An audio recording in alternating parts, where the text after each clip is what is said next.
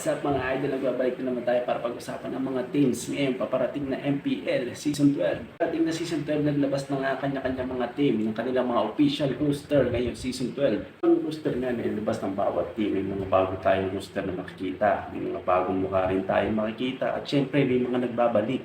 Ngayong Season 12, sinong team ang sa palagay nyo o sa tingin nyo ang magdodominate ngayong Season 12? Para sa akin, may tatlong team ako at sa tingin ko ang magdodominate ngayong MPL Season 12.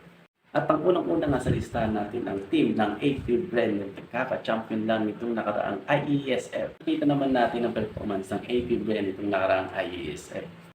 At isang dominant performance nga ang pinakita sa atin ng 8-field blend kontra sa ibang international team, at nagkaroon nga lang sila ng isang talo sa Indonesian team. Nakita nga yung magandang chemistry nila as a team.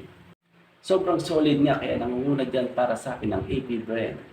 At syempre ang pangalawa sa ating listahan, ang team ng Smart Omega na marami ding pagbabago sa kanilang roster.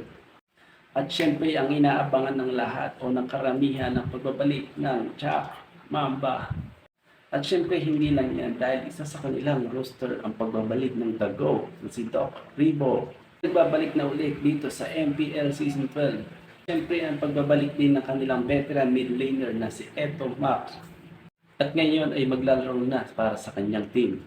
At syempre ang pangatlo sa ating listahan ay ang Blacklist International. Para nga sa akin, malakas pa rin ang team na to kahit na wala ang BY Tandem. Diyan pa rin naman ang kanilang mga veteran player katulad ni Haji, Edward, at syempre ang Filipino Sniper. Syempre may mga bagong player din tayo na makikita. At isa na nga dyan ang pinakamagaling na jungle dito sa Pinas na si Setsui. Nagaling Onyx PH at ngayon ay maglalaro na sa Blacklist International. Tingin ko ito ang team na kaabang-abang ngayong Season 12. Dahil kaya nga ba mag-champion ng Blacklist kahit na wala ang BY Tandem. Magkabang-abang talaga ngayong MPL Season 12 dahil maraming pagbabago sa kanya-kanyang mga roster.